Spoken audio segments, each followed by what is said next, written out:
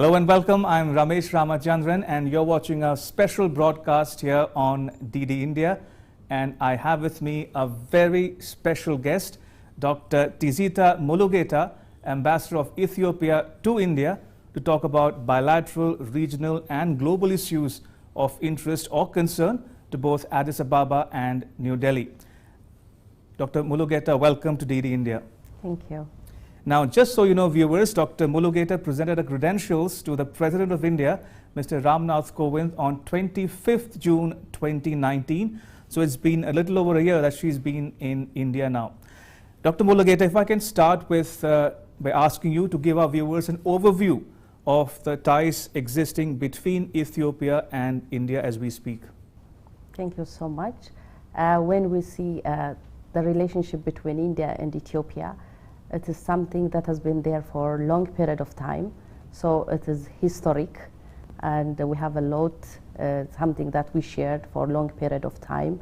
That started from early first century, where Ethiopians used to come to India and Indian traders used to go to Ethiopia to sell their spices and different products. So this relationship grows into a very cordial relationship, and we managed to start our diplomatic relationship in 1948, just 1 year after India got its independence. So I can say that in all such kind of relationship, before we started our diplomatic relationship, there were people-to-people relationship that made the relationship more of profound and based on sharing different cultures and socio-economic situations. Now, the bilateral ties will encompass different areas: politics, economy and trade and investment, people-to-people ties, and defense and security as well. Let's start with the political ties, Ambassador. How would you describe the political ties between Ethiopia and India today? Yeah, I can say that from the very time that we have started our diplomatic relationship in 1948, I can say that we have a very profound political ties with India. For instance, Ethiopia is one of the first African countries to start its diplomatic relation with India. So this makes how Ethiopian politics give a very big role to make itself profound in Indian politics.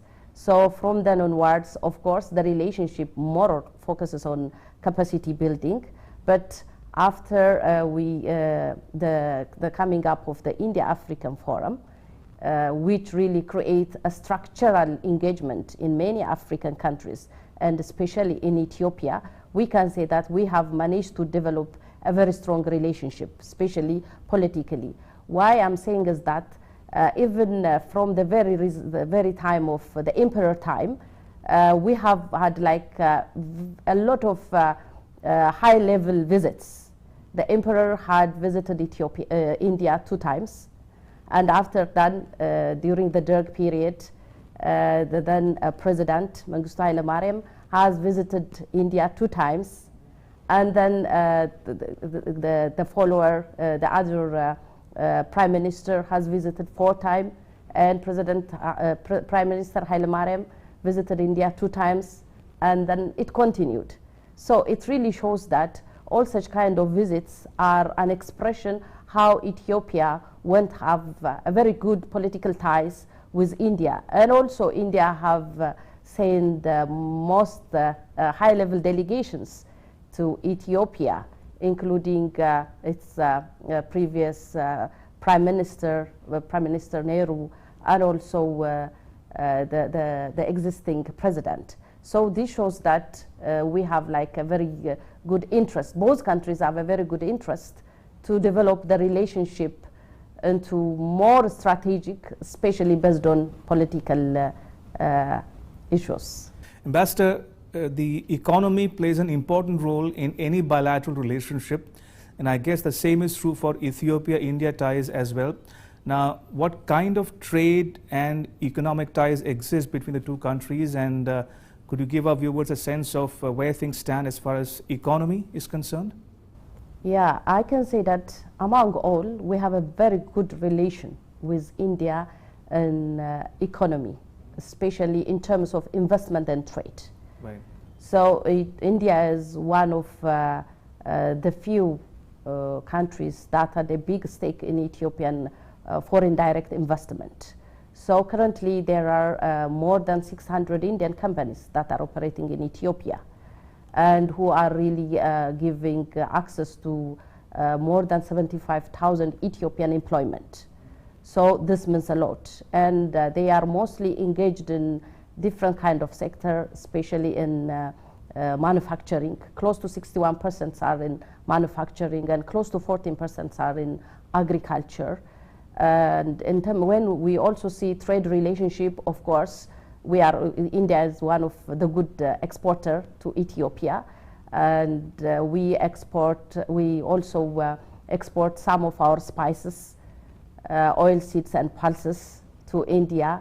So we can say that we have a profound relationship in terms of trade and investment, and mostly the investment, of course, we still provide different kind of incentives to Indian investors and also many other investors. So taking that into consideration, especially the favorable climatic condition in Ethiopia, the favorable economic investment opportunities in Ethiopia, and also, as you know, Ethiopia has more than 110 million population. So all the trainable workforce means something for Indian companies. So taking all these things into consideration, we are seeing the investment relationship is growing from time to time.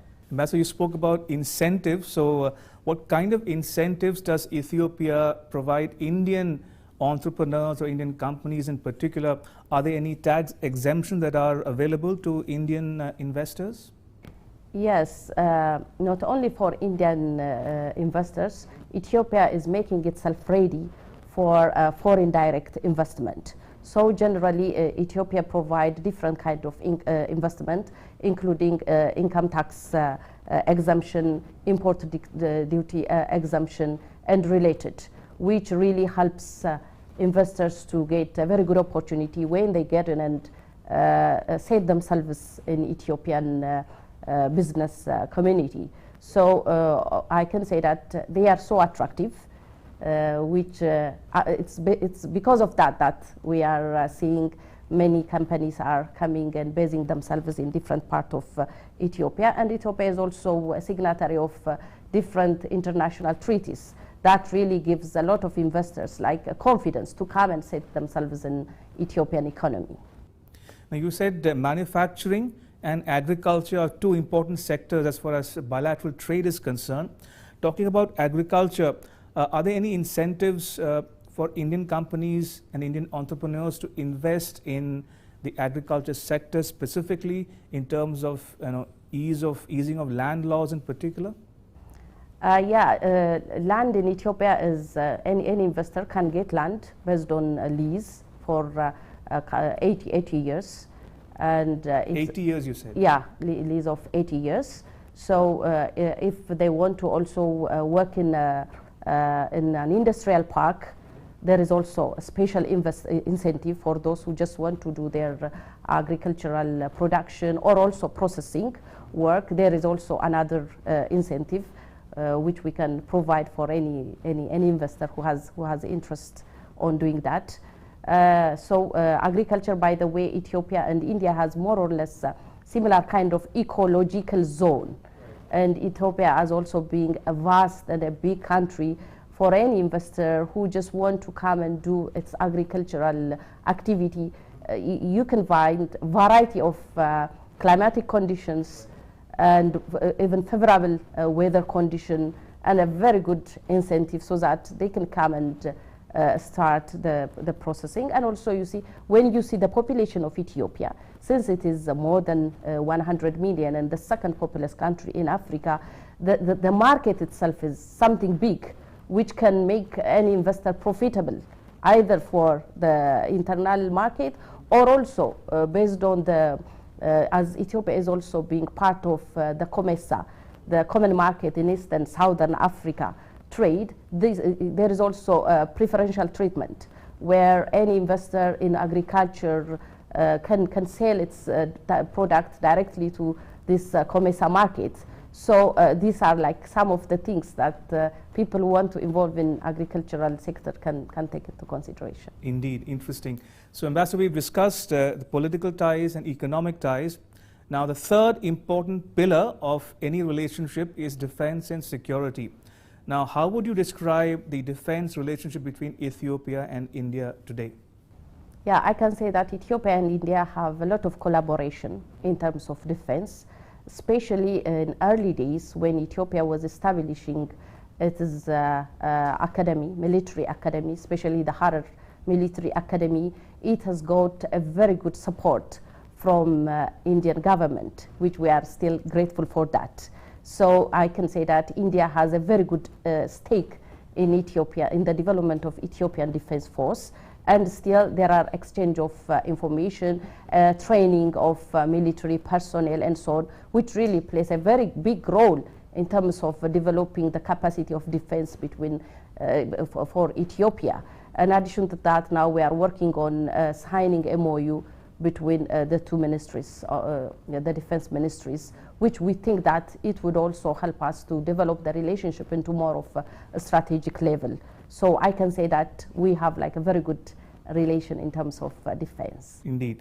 Another important facet of the bilateral ties, Ambassador, is people-to-people relationship or people-to-people ties. Now you spoke about civilizational ties between Ethiopia and India.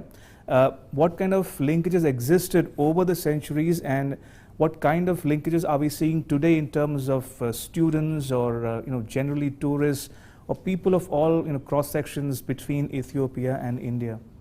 Yes, when we say that Ethiopia and India has a very long and historical relationship, of course this relationship is developed based on the people-to-people relationship. It was people who first, Indian people who first went from the Goa area to visit eastern part of Ethiopia to sell what they have, to sell their spices. And also they used to get all the ivories and all the golds from Ethiopia and bringing back here.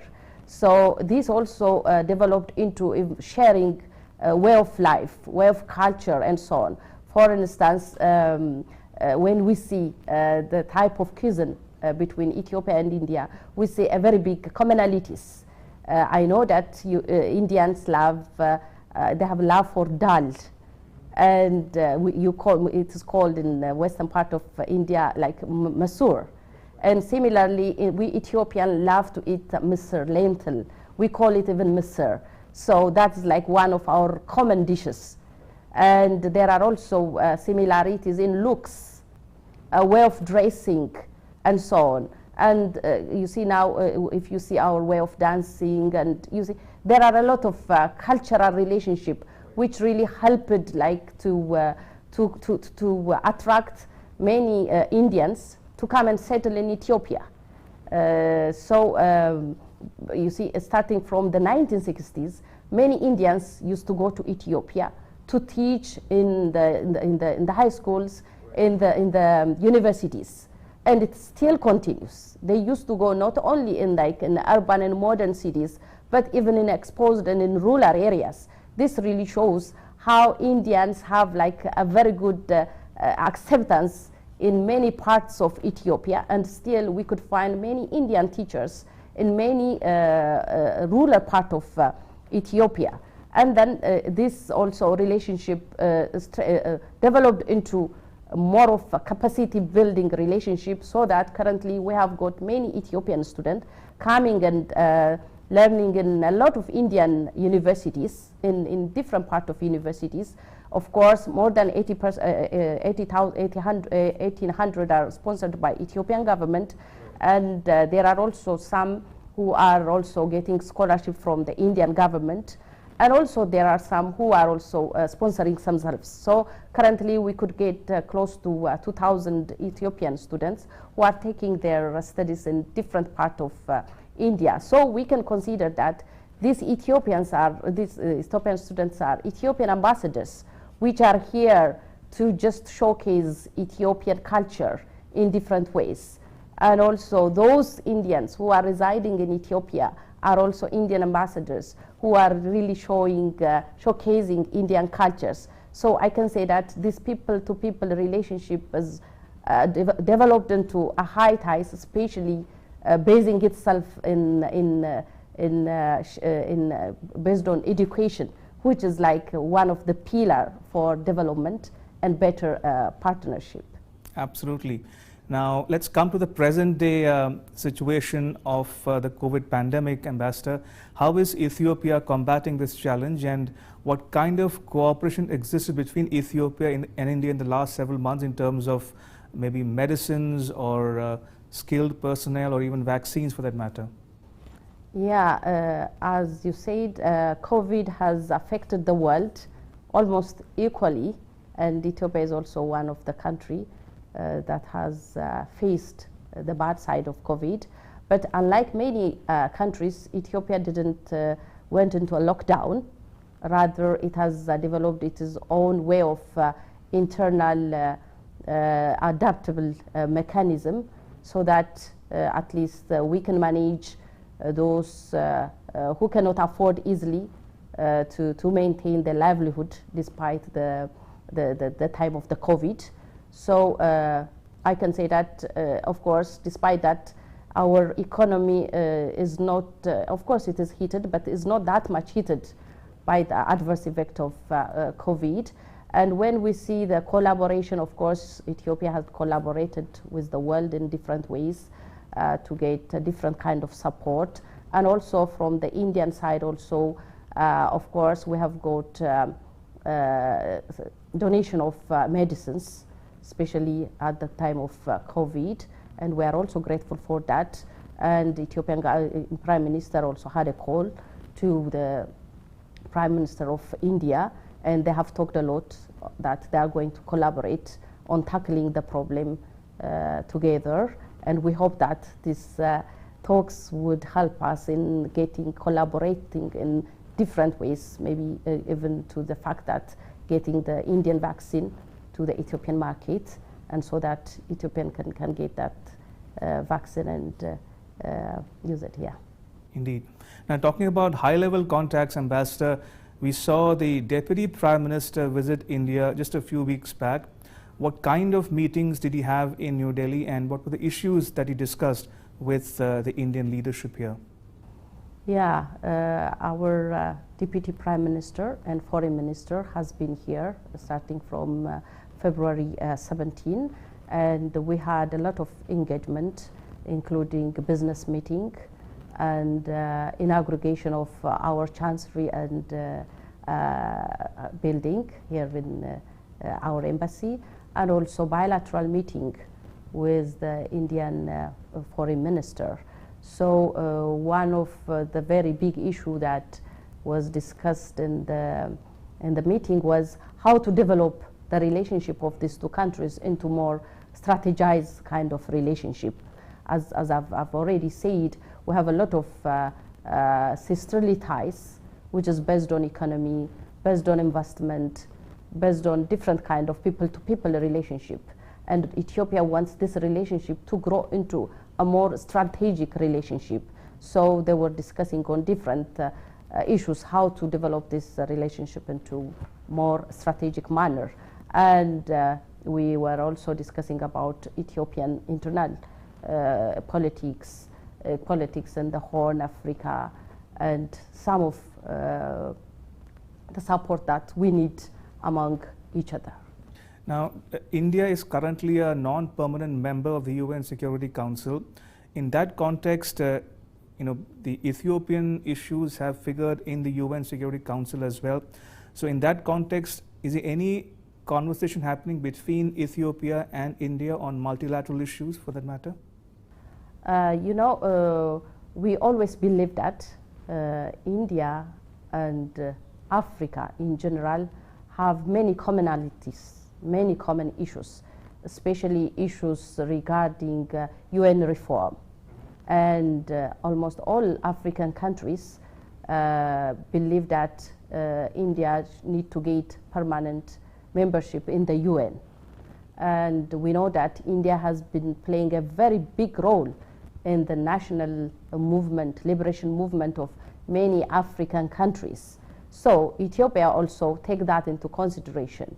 And we always believe that as India is also one of the developing countries, despite its immense economic development, India shares a lot of commonalities with many African countries and specifically Ethiopia.